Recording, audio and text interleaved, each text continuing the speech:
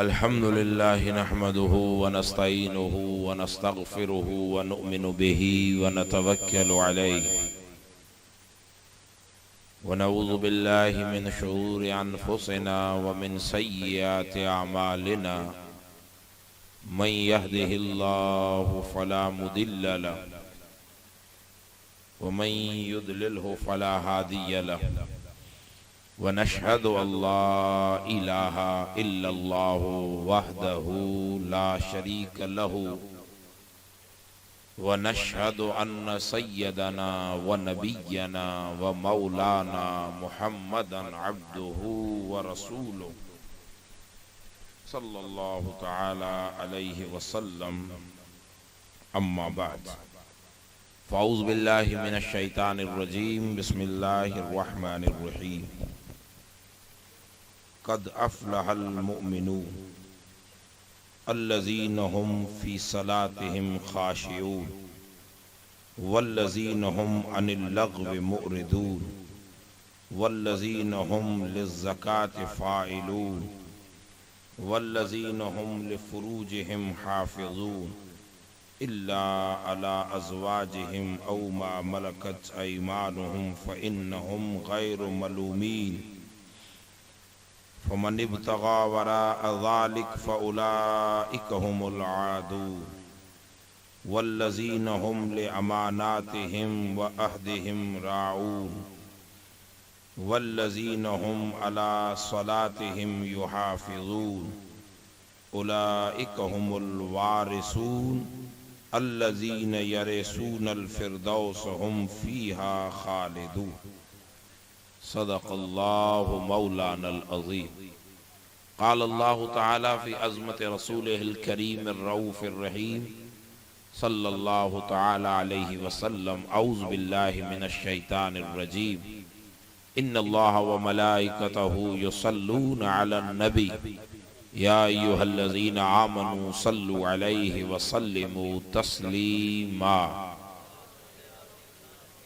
اللهم صل على سيدنا وشفيعنا وحبيبنا ومولانا محمد طب القلوب ودوائها وعافية الأبدان وشفائها ونور الأبصار وضيائها وقوت القلوب وغذائها وآلہ وأصحابہ وأزواجہ الطاہرات أمہات المؤمنین صلوات اللہ تعالی ورضوان اللہ تعالی علیہم اجمعین۔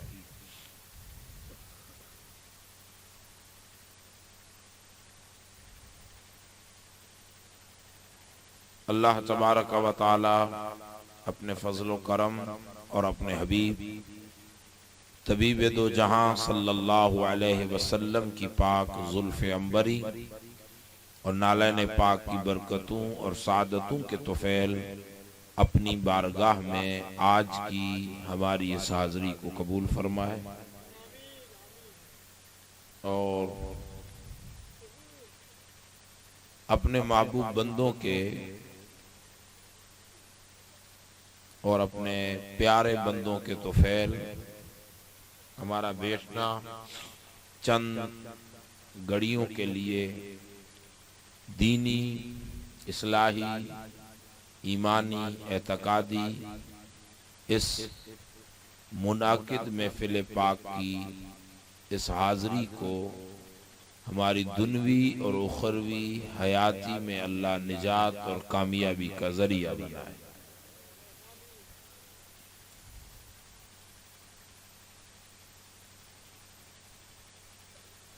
چند باتیں قرآن مجید کی روشنی میں جو چند آیات میں نے تلاوت کی ہے اس کی روشنی میں سننے اور سمجھنے کی کوشش کرتے ہیں۔ اللہ تعالی ہمیں جو کچھ کہیں، سنیں، سمجھیں اسے ہمارے دل میں اپنے فضل، اپنے کرم، اپنے محبوب کے توسل سے اتارتے ہوئے اس پر عمل کا نیک جذبہ عطا فرمائے۔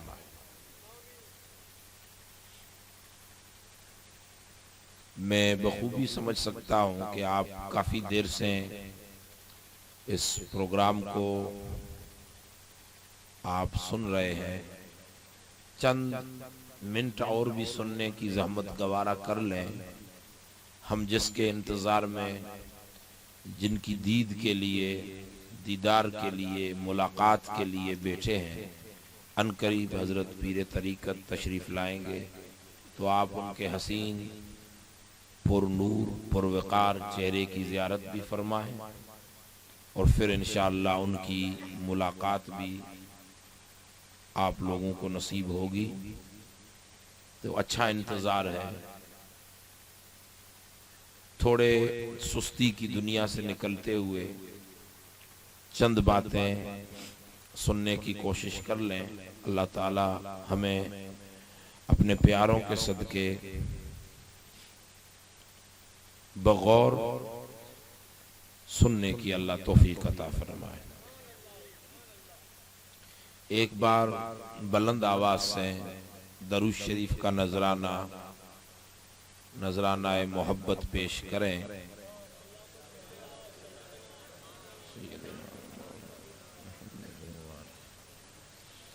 اجمعین وبارک وسلم صلاۃ و سلام علیک یا رسول اللہ.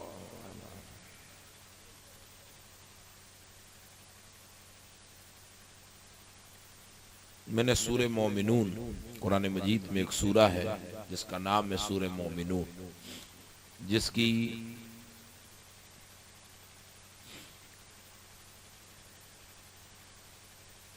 11 آیتیں میں نے تلاوت کرنے کا شرف حاصل کیا ہے.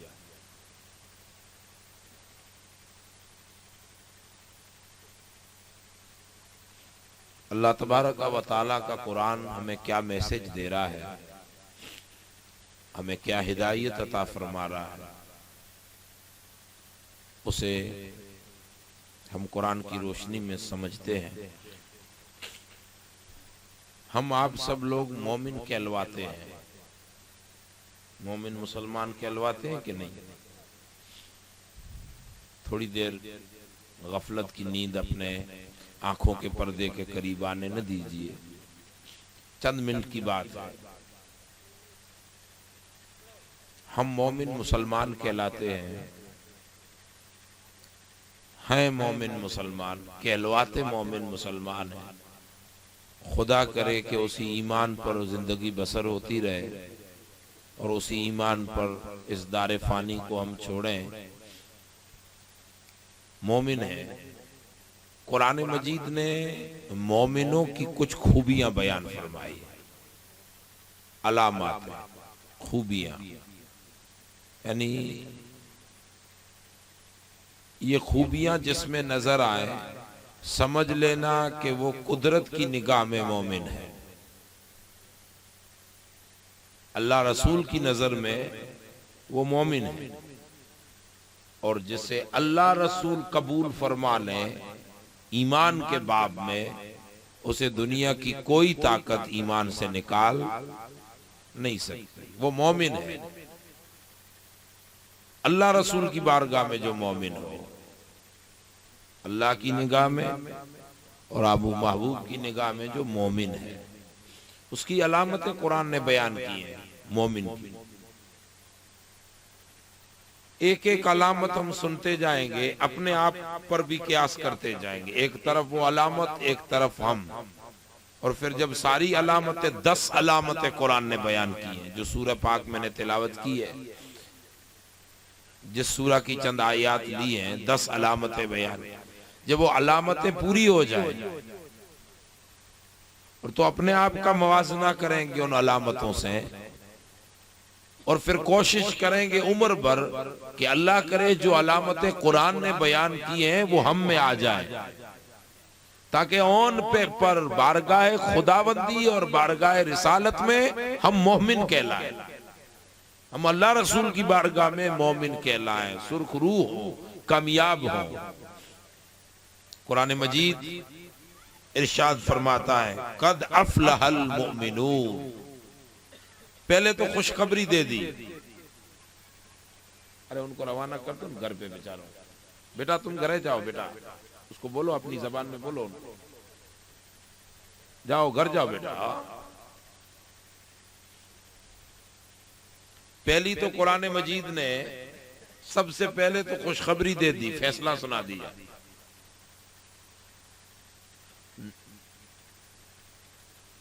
ویسے انسانی روش یہ ہے کہ پہلے کام کرو پھر فیصلہ سناؤ۔ آپ ایگزام پہلے دو پھر آپ کا ریزلٹ آتا ہے۔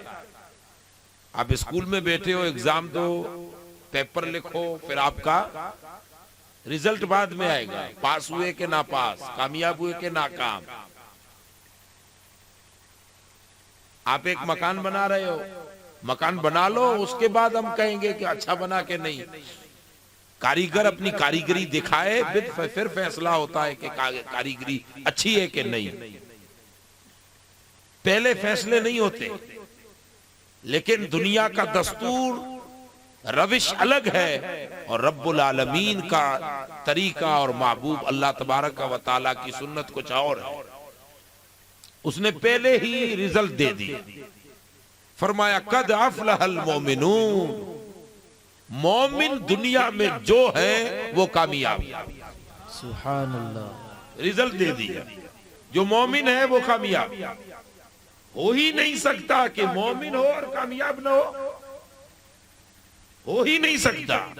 ایمان بھی ہو اور کامیاب نہ ہو، یعنی کامیابی اور ایمان کو اللہ نے یوں لازم ملزوم کر دیا ہے کہ جہاں ایمان ہوگا وہاں کامیابی ہوگی، اور جہاں کامیابی ہوگی وہ ایمان ہوگی۔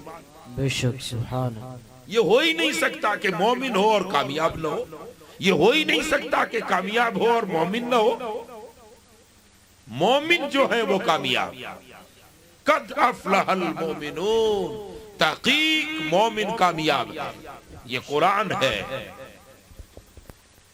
دنیا کسی کو بھی کامیاب کہہ دے، وہ دنیا ہے۔ اصل کامیابی تو تب پتہ چلے کہ جب نامہ اعمال جب تلے جائیں تو ہمارے دائیں ہاتھ میں اگر عمل نامے آ جائیں تب تو ہوئے کامیاب۔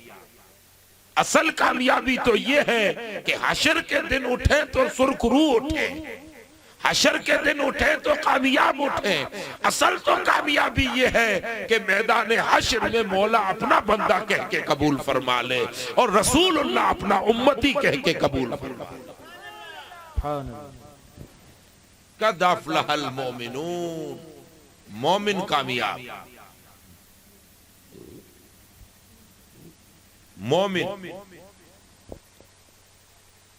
قرآن مجید نے ایک اور مقام پہ ایک لطیف بات کہی، فرمایا قد افلح من زکاہا وقد خاب من دساہا۔ وہ کامیاب ہے جس کی خوبی یہ ہو کہ اپنے من کی دنیا کو ستھرا کر لے، اپنے من کی دنیا جس کی ستھری ہو جائے۔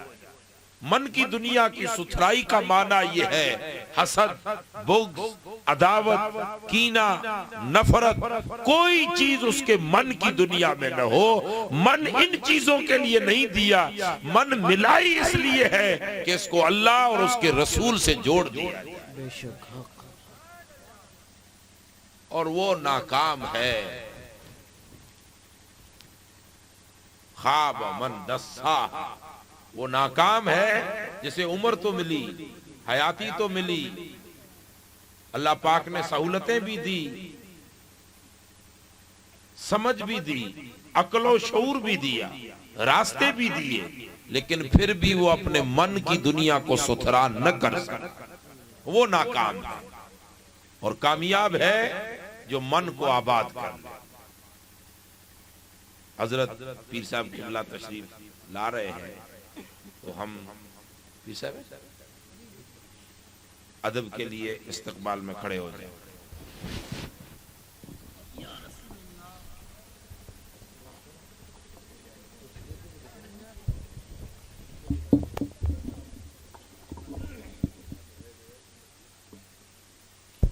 نعرہ تکبیر، نعرہ رسالت۔ وہ کامیاب، جو مومن وہ کامیاب۔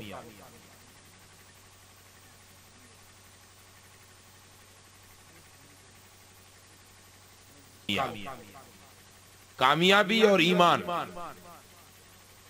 قرآن مجید نے ملا کے بیان کیا ہے. بن ایمان کے کامیابی نہیں، اور جو مومن ہے یہ ہو ہی نہیں سکتا کہ وہ کامیابی. اب بات سمجھنی یہ ہے کہ مومن ہوتا کون ہے، پتا کیسے چلے؟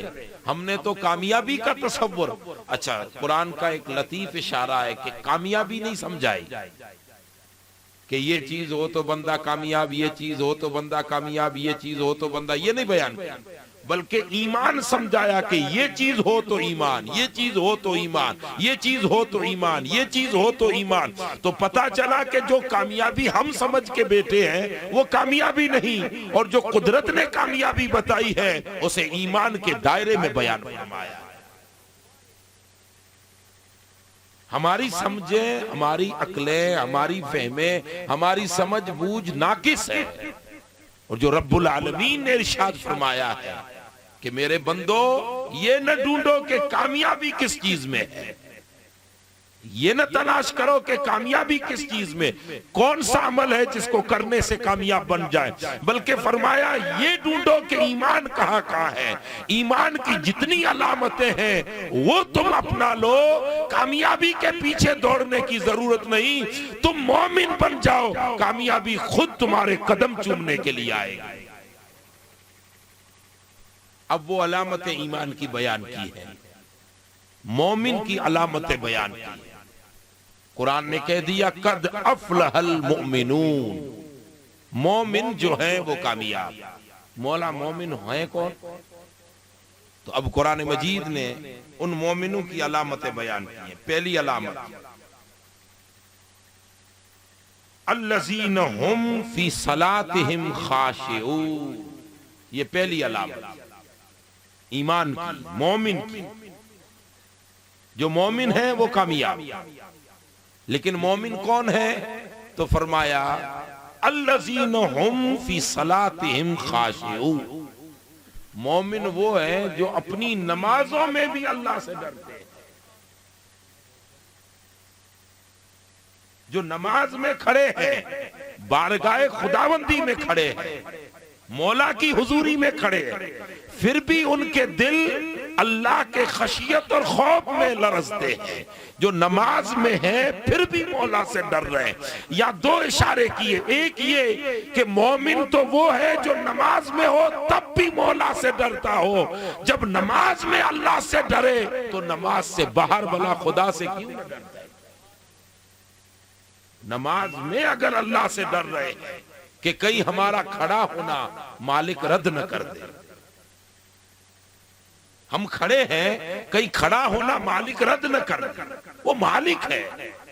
انہیں یہ خوف، یہ خشیت، یہ ڈر رہتا ہے کہ ہم جو مسجد میں قدم رکھ رہے ہیں کہیں ہمارا قدم رکھنا ہم اللہ اکبر کہیں اور وہ رد کر دے کہ مجھے تیری آنا ہی قبول نہیں ہے. وہ اس بات میں بھی ڈرتے ہیں، تو اللہ کی حضوری میں کھڑے ہو کر بھی وہ لرزا رہتے ہیں کہ کہیں مولا انہیں رد نہ کر دے. ان بندوں کا حال یہ ہے کہ من بھی پاک ہے، تن بھی پاک ہے، جگہ بھی پاک ہے، اور قبلہ روح منہ بھی قبلہ روح ہے، سب کچھ دھیان مولا کی طرف، پھر بھی وہ غافل نہیں بلکہ خشیت مولا میں ہے. کہ دنیا کے انسانوں کامیابی ان کا قدم چومتی ہے جو مسجد میں ہو تب بھی مولا سے ڈرے، جو دنیا میں رہے تب بھی مولا سے ڈرتے. کسی اور مقام پر قرآن نے فرمایا علامت یہ ہے کہ لا یخافون لومۃ لائم، باقی کسی سے نہیں ڈرتے، انہیں ڈر مولا کا ہے. حضرت ذوالنون مصری رحمت اللہ تعالی علیہ بہت بڑے پائے کے بزرگ گزرے ہیں. وہ فرماتے ہیں کہ میں حج میں تھا تو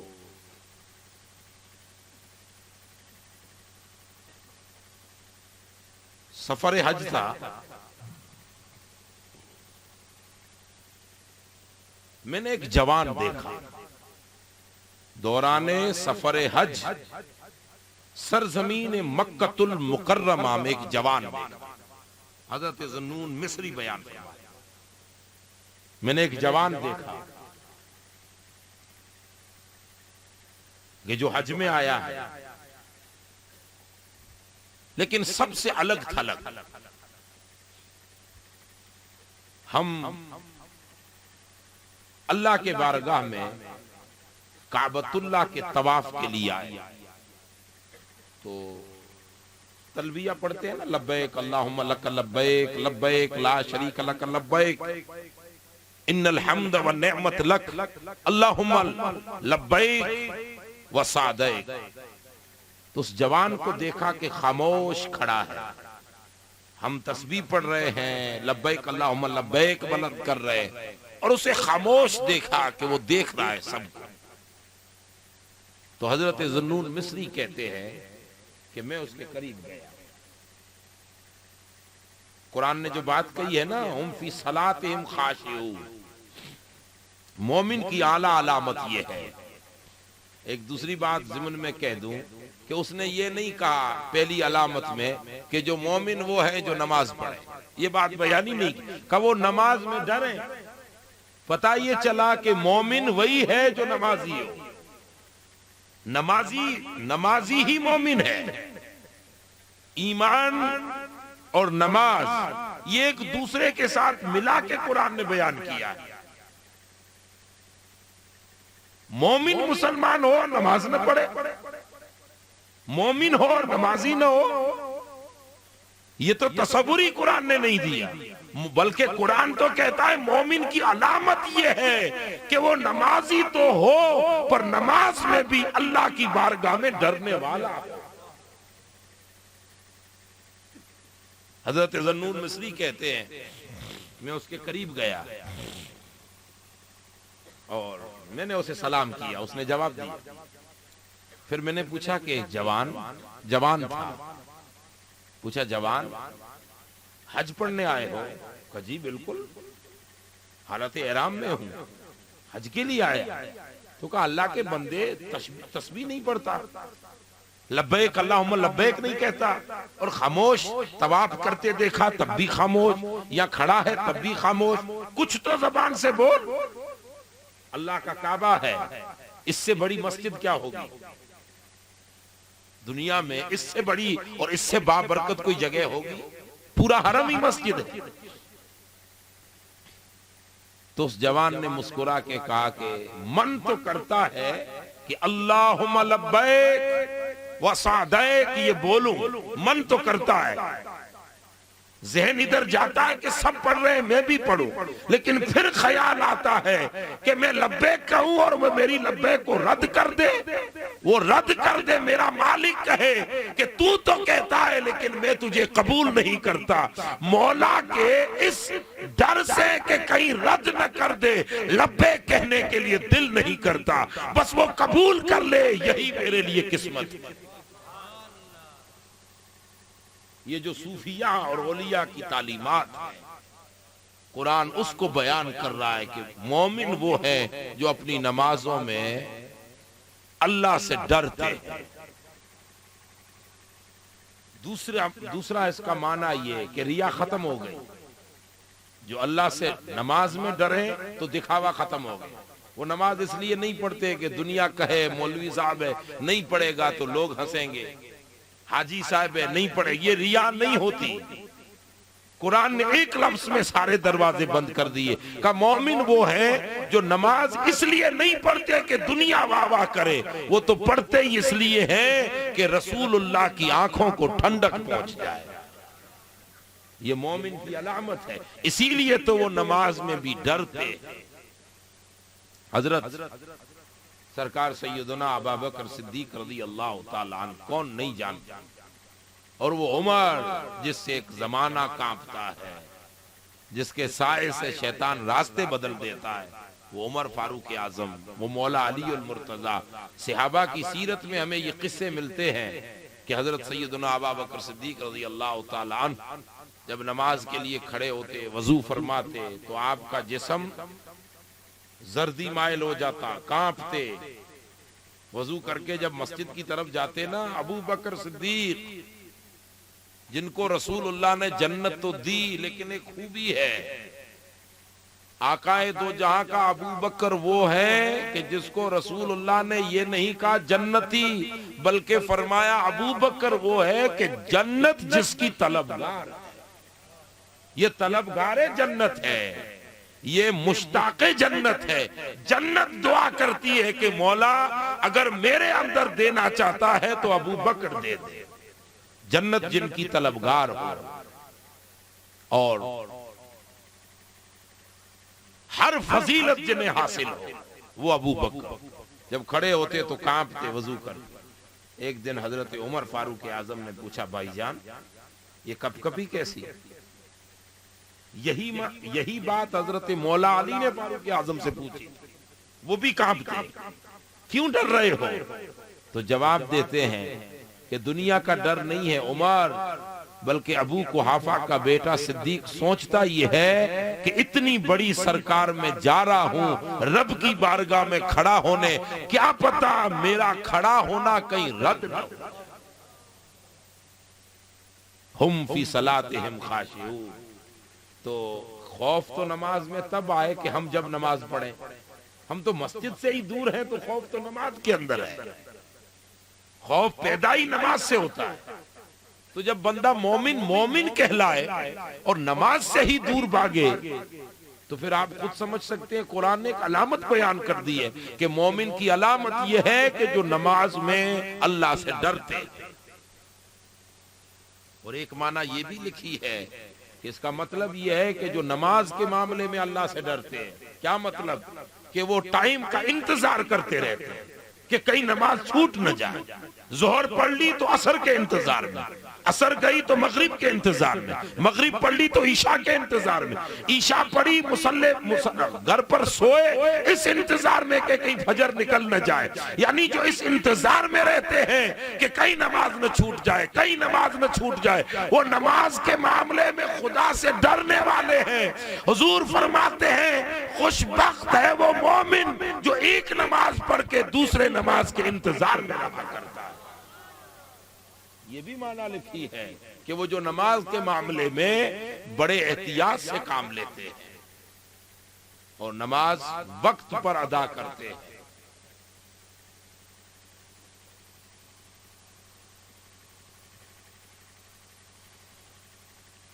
ایک مصر کے بہت بڑے بزرگ ہیں حضرت ابو العباس مصری رحمت اللہ تعالی علیہ،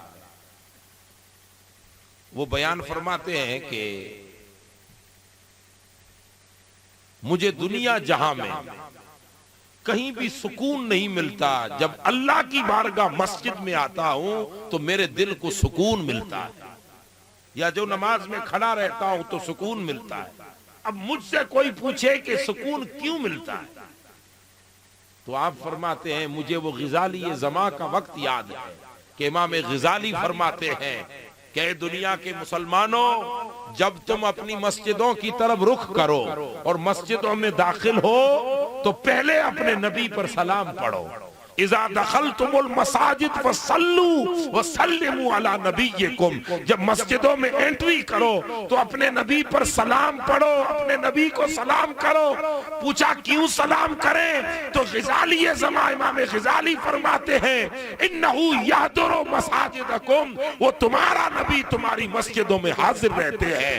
فرمایا یہ نہ سمجھو کہ مصطفیٰ مدینے میں ہے، اگر مسجد جوڑ کی ہے تم مسجد میں انٹری ہو رہے ہو تو پہلے نبی کو سلام کرو، اس لیے کہ تم گھروں میں رہتے ہو، مصطفیٰ مسجدوں میں حاضر رہتے ہیں۔ اور ابو العباس فرماتے ہیں کہ جہاں نبی کا بسیرا ہو جب وہاں مومن پہنچتا ہے تو اسے سکون ملتا ہے۔ جو بسیرا رسول کا ہے تو ہمارا سکون اللہ نے مسجدوں میں رکھا ہے۔ الا بذکر اللہ تطمئن القلوب۔ ہم سکون ڈھونڈتے پھرتے ہیں، کامیابی ڈھونڈتے پھرتے ہیں، کامیابی اور سکون کوسوں ہم سے دور بھاگتا جائے گا۔ کامیابی بھی تب چل کر ہمارے یہاں آئے گی، سکون بھی ہماری پیشانی کا بوسہ لے گا کب؟ جب بندے کا رخ اس کے مولا کی طرف ہو جائے، اور اس کے لیے اللہ نے راستہ دیا ہے نماز۔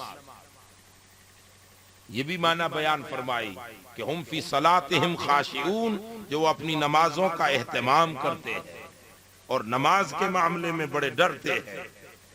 تو ایک علامت بیان فرمائی کہ جو نماز کا اہتمام کریں اور نماز میں مولا کی حضوری میں کھڑے ہوں تب بھی کانپتے نظر آئیں، ڈرتے نظر آئیں۔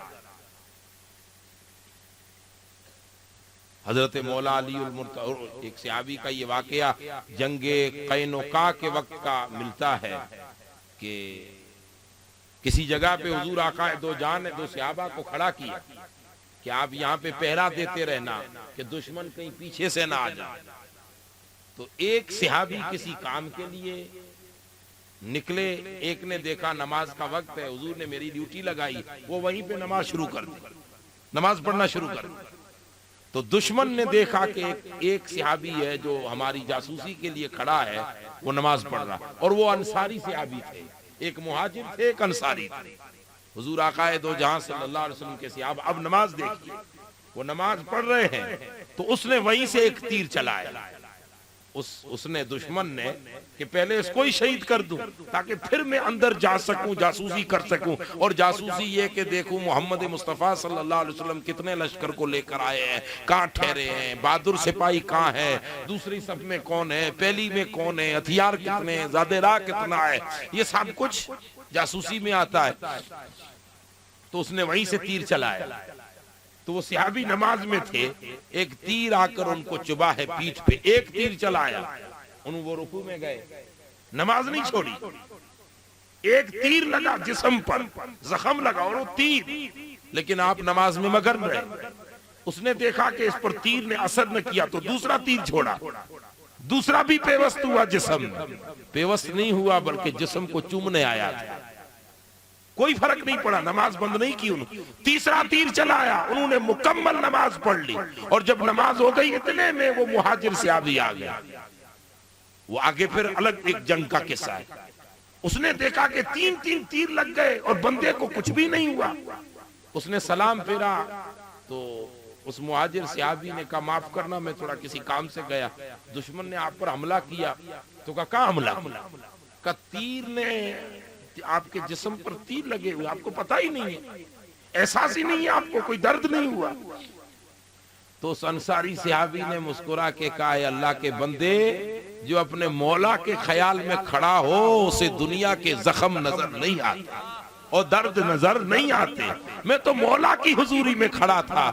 میرے رسول نے حدیث جبرائیل میں جملہ کہہ دیا کہ بتائے تجھے احسان ہے کیا؟ ایمان کی اعلیٰ صفت، ایمان کا اعلیٰ وصف، ایمان کی اعلیٰ خوبی احسان، وہ بتائے تصوف معرفت احسان کیا ہے؟ تو کہا احسان یہ ہے کہ کأنک ترا وَإِن لَمْ تَكُنْ تَرَا فَإِنَّهُ يَرَاكَ، کہ جب حضوری مولا میں کھڑا ہو تو تیرا ذہن اتنا پختہ ہو جائے کہ تو روبرو مولا کا دیدار کر رہا ہے۔ اگر اس ذہن، اس خیال پر ذہن نہیں ٹکتا تو مومن اتنا تو سوچ، تو دیکھے یا نہ دیکھے وہ پالنہار تو تجھے دیکھ رہا ہے۔ یہ ایمان کی علامت اور مومن کی علامت قرآن مجید نے بیان کی، جو مومنوں کی خوبیوں کو بیان کیا۔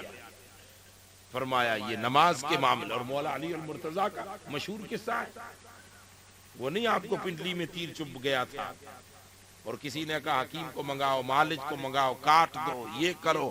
امام حسن مجتبی نے مسکرا کے کہا ابا جب نماز میں کھڑے ہوں تب طبیب کو بلاؤ، وہ آپریشن کر کے تیر نکال دے گا، علاوہ اس کے تیر نہیں نکل سکتا، زخمی ہے، درد ہو رہا ہے، تکلیف ہو رہا ہے، ادھر کھینچے تب بھی ماس نکل آئے، ادھر کھینچے تب بھی ماس نکل آئے۔ کہ جب آپ نماز میں ابا حضور کھڑے ہوں تو پھر تم آپریشن کر کے کاٹ کے نکال سکتے ہو۔ مولا علی نماز میں کھڑے ہوئے، تیر نکل گیا، نماز ختم ہوئی، آپ نے کہا بیٹے حسن کسی طبیب کو بلاؤ جو آپریشن کر کے میرا تیر نکال لے۔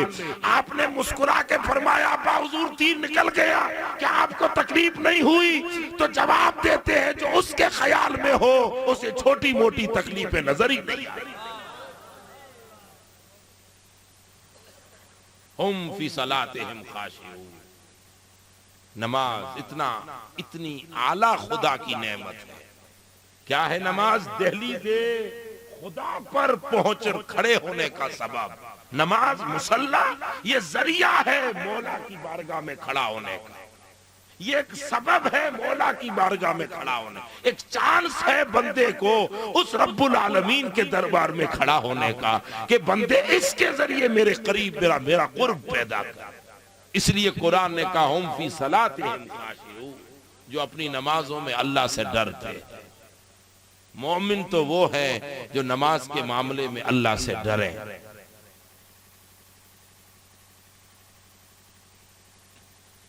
ایک علامت ایمان کے باب میں پھر فرمایا قرآن مجید نے کہ دوسری علامت یہ ہے وَالَّذِينَ هُمْ عَنِ اللَّغْوِ مُعْرِضُونَ. اور دوسری علامت یہ ہے کہ ایک علامت مومن وہ ہے کہ جو نماز میں خدا سے ڈرے، اور دوسری علامت یہ ہے کہ ہم عن اللغو معرضون، جو فضول باتوں سے اپنے آپ کو بچاتے رہے. مومن کبھی نورے نہیں ہوتے.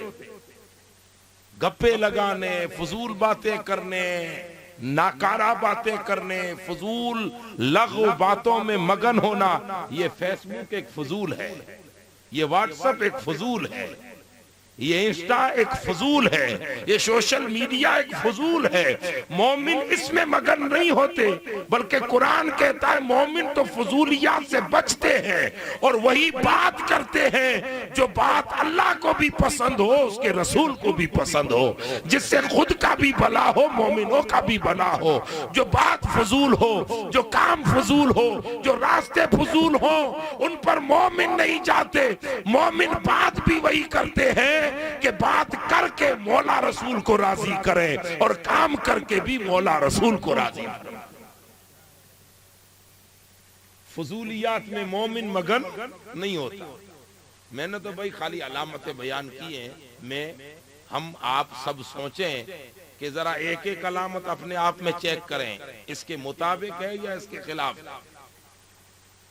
ہم ایک ایک علامت اپنے آپ میں چیک کریں کہ جو قرآن کہہ رہا ہے اس کے مطابق ہے یا اس کے خلاف ہے. پھر فیصلہ ہم خود کرتے جائیں. اور پھر یہ جو جلسے ہوتے ہیں نا، یہ جلسے، یہ پروگرام، یہ پیری مریدی، یہ بزرگوں کے قدموں میں بیٹھنا، اللہ والوں کے جھوڑے اٹھانا، یہ کیا ہے؟ کیوں کرتے ہیں؟ بنگلے بنانے کے لیے؟ کاروبار بنانے کے لیے؟ نہیں، یہ اللہ والوں کے جوڑے اس لیے اٹھاتے ہیں کہ مولا جو علامتیں تو نے بیان کی وہ ہم میں نہیں ہیں، ہم ان کے سرے سے دور سے بھی واقف نہیں ہیں، تو ان اولیاء کے جوڑے اٹھاتے ہیں تاکہ ان کے جوڑوں کے صدقے ہم میں وہ علامتیں پیدا فرمائیں، وہ علامتیں ہم میں آ جائیں، ہم مومن بن جائیں. اور زندگی اس لیے بنی ہے کہ مومن بنے، اس ایمان کے ساتھ آخرت میں اٹھیں. یہ عمر ہے مومن بننے کی.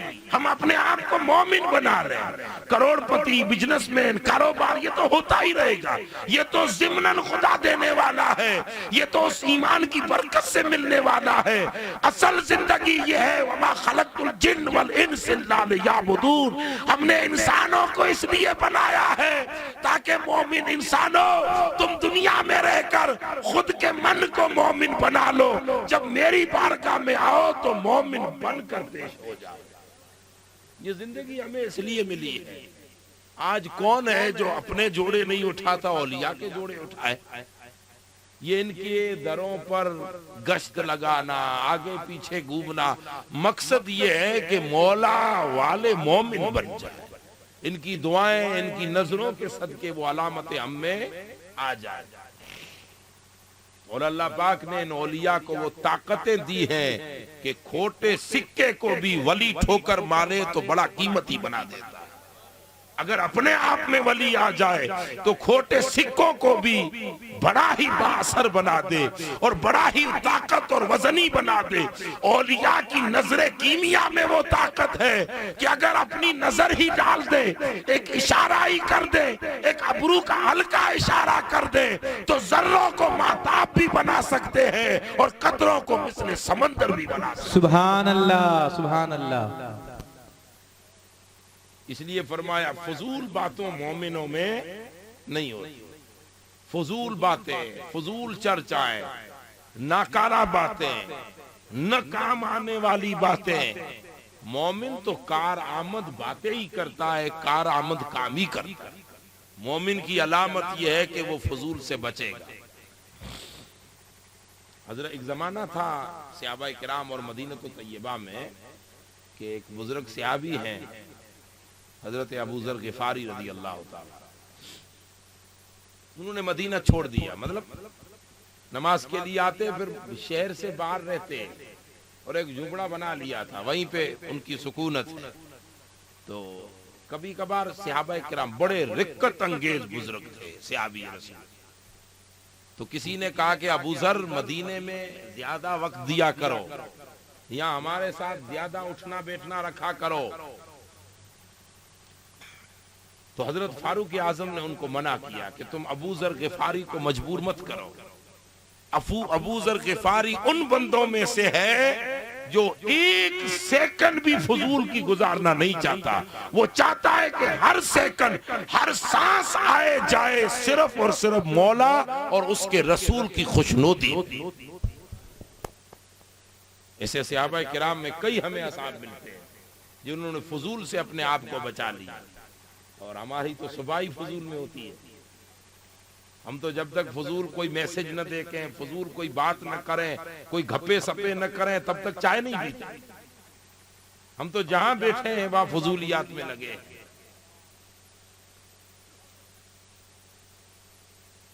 حضرت حسن بصری کے زمانے کا ایک قصہ ہے.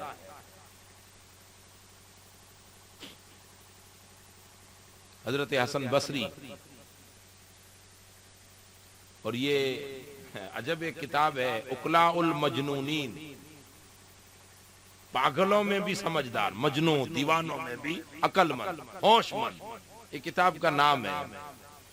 اس میں یہ واقعہ درج کیا ہے، اور بہت بڑے زمانے کے محدث ہیں. حضرت حسن بصری رضی اللہ تعالیٰ عنہ کے زمانے میں، وہ حسن بصری کہتے ہیں کہ میں تجارت کے سلسلے میں بصرہ گیا. بصرہ منڈی تھی تجارت، ایکسپورٹ اور امپورٹ کے، جیسے آج بڑے بڑے مہا بندر اور پورٹ بنے ہوئے ہیں. تو اس زمانے میں اونٹ گھوڑوں سے تجارتیں ہوتی تھی، یہاں کا مال وہاں کا مال، یا بڑی منڈی لگتی تھی. تو میں بصرہ گیا، اپنے کام کے سلسلے میں گیا تھا. حسن بصری بہت بڑے پائے کے بزرگ ہیں. کہتے ہیں جب میں کام کاج سے فارغ ہوا تو فضول کہیں بازار میں نہ بیٹھنا پڑے، اس کے لیے سوچا کہ چلو بصرہ کی قبرستان میں فاتحہ پڑھ گیا. اور یہ اولیاء اور صوفیاء کا طرز زندگی رہا ہے کہ جس نئے گاؤں میں جاتے وہ قبرستان کی فاتحہ کے لیے جاتے. اور یہ بھی حدیث پاک میں آتا ہے جب کوئی عالم ربانی، جب کوئی اللہ والا کسی قبرستان سے گزر جاتا ہے 40 دن کے لیے اللہ اس قبرستان پر عذاب کو ہٹا دیتا. اسی لیے صوفیاء اولیاء جاتے. حسن بصری فرماتے میں نے فاتحہ پڑھی، قبرستان میں ایک جگہ مجھے نظر آئی، ایک درخت کے سائے تلے، کہا آدھ پونا گھنٹہ قیلولہ کر لوں. سو لیا. دوپہر کا وقت تھا تو میں وہیں سو گیا. قبرستان سے ہٹ کے یہاں تھا ایک قبرستان میں، لیکن تھوڑا دور ایک درخت تھا سائے دار، جس کے نیچے میں آرام کے لیے لیٹا. خواب دیکھا، خواب میں دیکھا کہ آسمان سے نور کے بھرے ہوئے تھال اتر رہے ہیں. اب تھال ڈھکے ہوئے ہیں، نوری مخلوق آ رہی، اور ہر قبر کے آگے ایک تھال رکھ لیا. ایک ایک فرشتہ ہر قبر کے آگے ایک ایک تھال. اتنے میں قبرستان سے وہ جتنے میت ہیں وہ قبرستان سے باہر نکلتے ہیں، اپنا اپنا تھال لیتے ہیں، پھر قبرستان میں چلے جاتے ہیں. ایک کو میں نے دیکھا، حیرت اس پر ہوئی مجھے خواب میں کہ سب قبروں سے نکلے، سب نے اپنا اپنا جو کنارے تھال پڑا ہوا تھا جو بھی اس میں ہو لے لیا، لیکن ایک بندہ قبر سے نکلا، اس نے تھال لیا، خود قبر میں نہیں گیا، دوسروں کو بانٹ دیا. جو دوسرے قبرستان والے تھے ان کو بانٹ دیا. جن کی فطرت میں سخا ہے وہ قبر میں بھی سخا کرتے ہیں. جن کی فطرت میں سخا ہے وہ مر کر بھی سخی رہتے ہیں، اور جن کی فطرت میں کنجوسی ہے وہ بہت ہو پھر بھی نہیں نکالتے. حسن بصری فرماتے مجھے تعجب ہوا. میں نے تھوڑی ہمت کی، اٹھا، سلام کیا اسے. تو جواب دیا اس نے. میں نے کہا اللہ کے بندے یہ کیا ہے؟ قبریں کھل رہی، قیامت ہو گئی؟ میں تو کیلولے کے لیے سویا ہوں، قیامت آ گئی تم قبروں سے نکلے ہو؟ کہا نہیں نہیں قیامت نہیں آئی ہے. تو کہا یہ تو ہمارے مومن بھائیوں نے جو ایصال ثواب کیا ہے وہ اللہ پاک نے نور کی شکل میں ہمیں عطا فرمایا ہے. ان فرشتوں نے یہ ایصال ثواب کے تھال ہمیں دیے. کسی نے درود پڑھا، کسی نے قرآن پڑھا، کسی نے الحمد پڑھا. ہم پڑھتے ہیں نا، کسی نے کسی غریب کو کھانا کھلایا، کپڑے پہنوائے، تو فائدہ تو اس کو ہو رہا ہے لیکن اس کا اجر اللہ ان مرحومین کو عطا فرما رہا ہے. تو کہا یہ سب ایصال ثواب ہے، تو بیچاروں کو مل رہا ہے. تمہارا تھال تم نے لیا نہیں؟ کہا نہیں مجھے اس ایصال ثواب کی کوئی ضرورت نہیں ہے. ایسا کون میت ہے جس کو قبرستان میں ضرورت نہ ہو؟ پیاسا پیاس میں ہو اور بیچ جنگل میں ہو اور کڑی کی دھوپ ہو اور اسے پانی کی ضرورت نہ ہو. حسن بصری کہتے ہیں مجھے تعجب ہوا کہ بھائی تجھے اس ایصال ثواب کی ضرورت نہیں ہے؟ کہا نہیں. تو پھر کہا میں بانٹ دیتا ہوں دوسروں میں، یہ جو دوسرے ہیں نا بیچارے ان کو دے دیتا. پھر تم؟ کہ مجھے ضرورت نہیں ہے. میرا جوان بیٹا ہے جو بصرے کی فلاں گلی میں جس کی دکان ہے اور وہ راشن بیچتا ہے، اس کی دکان ہے. وہ صبح دکان پہ بیٹھتا ہے، دوپہر کو کھانے کے لیے گھر جاتا ہے، پھر دکان پہ آتا ہے، پھر عصر کے لیے جاتا ہے، پھر دکان پہ آتا ہے، پھر مغرب پڑھنے جاتا ہے. فجر کے بعد سے لے کے مغرب تک روزانہ ایک ختم قرآن پڑھ کر مجھے ایصال ثواب کرتا.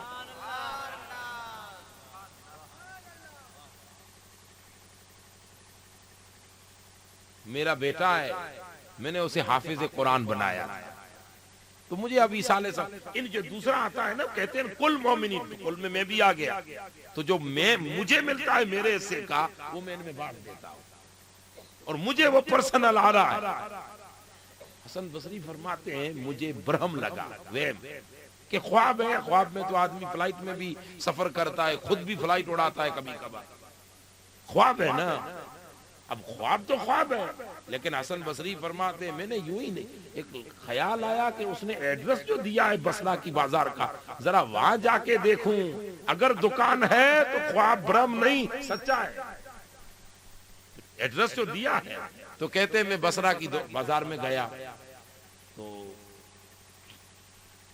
سورج ڈلنے کے قریب تھے، عصر کا وقت ہو رہا تھا، ہوا نہیں تھا، ہو رہا تھا. میں ڈھونڈتے ڈھونڈتے ڈھونڈتے جو گلی اس نے بتائی تھی اس جگہ پہنچ گئے تو دیکھا ایک واقعی دکان ہے جس میں راشن اور چھوٹے موٹے سامان پڑے ہیں. اپنے وقت کے حساب سے وہ بکری کر رہا ہے، لیکن اس کی ایک عادت دیکھی کہ خوبصورت جوان دکان پر بیٹھا ہے. گلے پر کون بیٹھا ہے؟ خوبصورت جوان. لیکن وہ بات کسی سے نہیں کر رہا. جو گاہک دکان پہ آ رہا ہے وہ یا تو لکھ کے لا رہا ہے یا وہ اپنے ہاتھ سے اشارہ دے رہا ہے، آدھا کلو چاہیے تو یوں کرے، کلو چاہیے تو یوں کرے، 2 کلو چاہیے تو یوں کرے، آدھا پاؤ چاہیے تو یوں کرے یا یوں اشارہ دے. اور وہ اشارے سے سامان نکال رہا ہے، تول دے رہا ہے اور ان کو تول کے دے رہا ہے. کسی سے کوئی بات نہیں. میں گیا دکان پہ، میں نے کہا السلام علیکم، سلام کیا، اس نے جواب نہیں دیا. پھر میں نے دوسرا سلام کیا، اس نے جواب نہیں دیا. لب ہل رہے ہیں، بات کسی سے نہیں کر رہا. تیسری بار میں نے سلام کیا تب اس نے رک کے جواب دیا.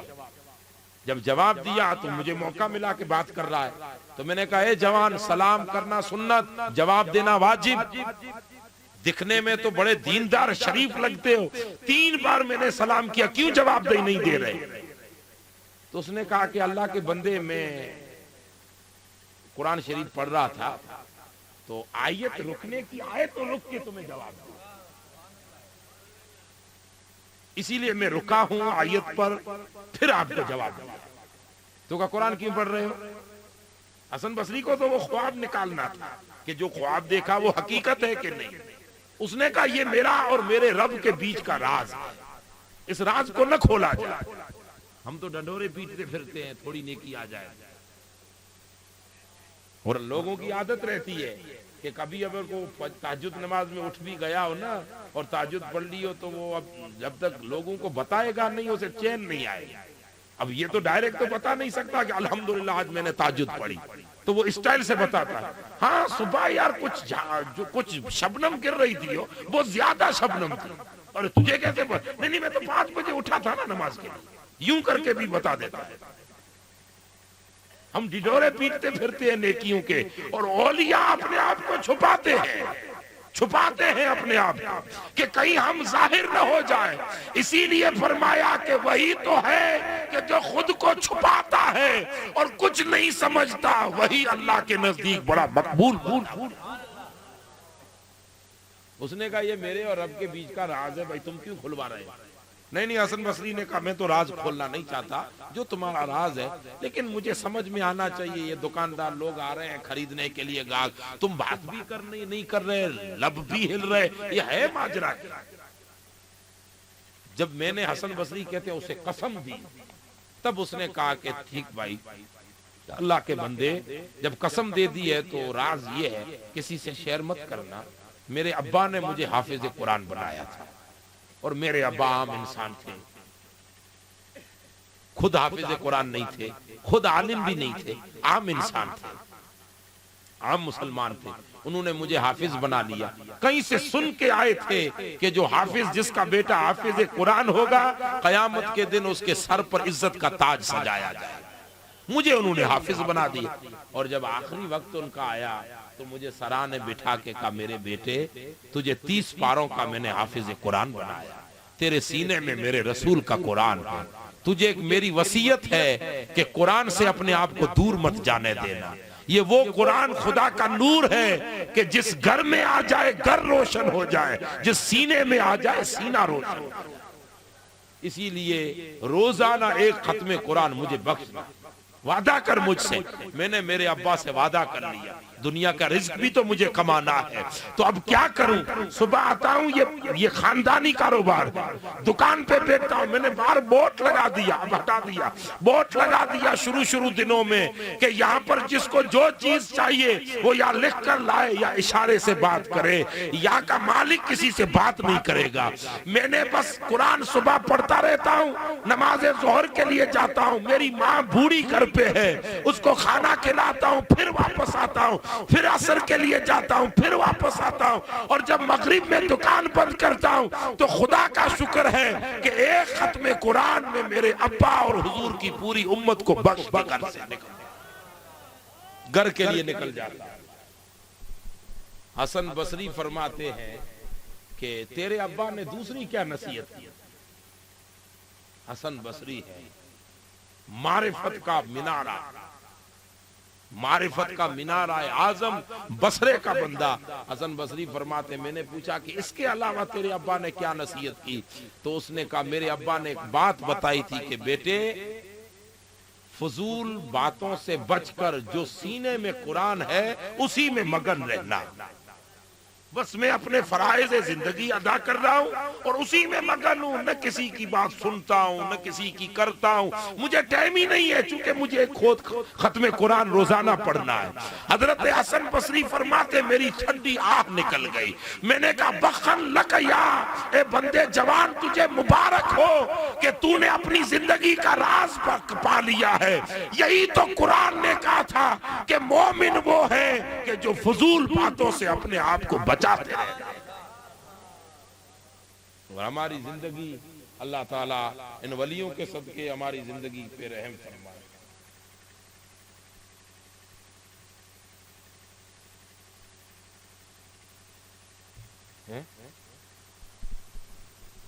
کیا پتا مجھے نہیں معلوم، جس میں کوئی سوال لکھا ہے لیکن مجھے اس سوال کے بارے میں کوئی علم نہیں ہے۔ قرآن مجید نے پھر یہ علامت بیان کی مومنوں، الذین ھم عن اللغو معرضون، کہ جو فضولیات سے اپنے آپ کو بچائیں۔ یہ مومنوں کی علامت بیان ہو رہی۔ وہ جو سوال ہوگا اس کا جواب کہیں آپ سے مل جائے گا، ادھر اس وقت میری طرف دھیان دیں۔ مومن کی علامت ایک، جو نمازی ہو اور نماز میں خدا سے ڈرنے والا ہو، ایک، اور دوسرا کہ جو فضولیات سے اپنے آپ کو بچائے، اور تیسری علامت والذین ھم للزکاۃ فاعلون، اور تیسری مومن کی علامت یہ ہے کہ جب بات مولا کی راہ میں دینے کی آئے، وہ بھی فریضہ زکوٰۃ، تو اپنے آپ کو پیچھے نہ کریں بلکہ زکوٰۃ کو مکمل ادا کرنے والے ہوں، مکمل زکوٰۃ کو جو ادا کریں۔ اگر ہم صاحب نصاب ہیں، اگر ہم زکوٰۃ دینے کے لائق ہیں، قابل ہیں، تو زکوٰۃ کبھی مال کو کم نہیں کرے گی۔ قسم کھا کر دین کے علماء نے بیان کیا کہ جنہوں نے اپنے آپ کے مال کی پوری زکوٰۃ نکالی ہے، ان کا مال کبھی کم نہیں ہوگا، بلکہ اللہ تعالیٰ اگلے سال سے بھی آنے والے سال میں بڑھا دیتا ہے رزق۔ زکوٰۃ کو ادا کریں، اور جن کے یہاں اتنی وسعت نہیں ہے وہ بھی دینے والے بنے۔ حضور آقا دو جہاں سرور کائنات صلی اللہ علیہ وسلم نے ارشاد فرمایا، السخی حبیب اللہ، سخی اللہ کو بہت پسند، دینے والا، کبھی کسی کو کھلانے والا، کبھی کسی کو پہنانے والا، کبھی کسی کو پلانے والا، کبھی کسی کی بھلائی کرنے۔ حضرت ابو بکر صدیق تو یہاں تک فرماتے ہیں اگر نقدی نہیں ہے دینے کے لیے، نہ تو اتنا امیر ہے کہ زکوٰۃ دے، نہ تیرے پاس اتنی وسعت ہے، فراخی ہے کہ اوروں کی یوں ہی مدد کرے، کچھ بھی نہیں ہے، اگر مفلس بھی ہے اور اللہ نے کچھ عقل دی ہے تو کسی کو اچھا مشورہ دے دے، یہی تیرے لیے صدقہ بن جائے۔ اللہ تبارک و تعالی ہم لوگوں کو قرآن نے جو علامتیں عطا فرمائی ہیں، 12 علامتیں بیان کی ہیں، اور لاسٹ پر جاتے جاتے قرآن نے ساری علامتیں بیان کر کے آخر میں فرمایا، میرے مومن بندو، یہ بھی علامت تمہارے لیے ہے کہ اولئک ہم الوارثون، جن میں یہ علامتیں آ جائے۔ زکوٰۃ پہلی، نمازی ہوں، نماز میں ڈرنے والے، دوسری فضول باتوں سے خود کو بچانے والے، تیسری زکوٰۃ ادا کرنے والے، چوتھی اپنی شرم گاہوں کو غلط راہ سے بچانے والے، اپنی بیویوں کے علاوہ کسی کی طرف نظر بھی نہ کرے، خود کی نگاہ خود کو بچانے والے، گناہ سے یعنی زنا سے اپنے آپ کو بچانے والے۔ چوتھی علامت امانت دینے والے، وعدہ پورا کرنے والے۔ چھٹی علامت نماز کی حفاظت کرنے والے۔ قرآن مجید نے فرمایا کہ جس میں 8ویں علامت جو نماز کو ادا کرے اور وعدوں کو پورا کرے، امانتوں کو مکمل دے، فرمایا جس میں یہ 10 علامتیں آ جائیں، اولئک ہم الوارثون، یہی تو جاگیردار ہے، یہی لوگ تو جاگیردار ہیں، یہ اصل تو یہی امیر ہیں، وارث ہیں۔ کس چیز کے؟ فرمایا الذین یرثون الفردوس، یہ دنیا کے جاگیردار نہیں، یہ تو جنت کے جاگیردار ہیں۔ ہم فیہا خالدون، اور یہ ہمیشہ اس جنت میں رہیں۔ اللہ تعالی ہم لوگوں کو ان اولیاء کے صدقے ان علامتوں کے چھینٹے ہمیں عطا فرمائے۔ ہماری زندگیوں میں نماز، ہماری زندگیوں میں مولا کا خوف، ہماری زندگیوں میں غلط نگاہوں کو غلط راہوں سے بچانا، ہماری زندگیوں میں فضولیات سے اپنے کانوں کو، زبان کو بچانا، ہماری زندگیوں میں اللہ تعالیٰ نمازوں کی مکمل پابندی، ہماری زندگیوں میں اللہ تعالیٰ مکمل دینداری عطا فرمائے، اور یہ دینداری عقیدے کی صحت کے ساتھ، کیونکہ ایمان کی بات کہی، صحت عقیدہ کے ساتھ اگر یہ سارے عمل ہم میں آ جائیں ان اولیاء کے صدقے، تو انشاءاللہ دنیا میں بھی ہم کامیاب اور مر کر بھی ہم کامیاب۔ اللہ تعالیٰ ہمیں توفیق عطا فرمائے۔ وما علینا الا البلاغ۔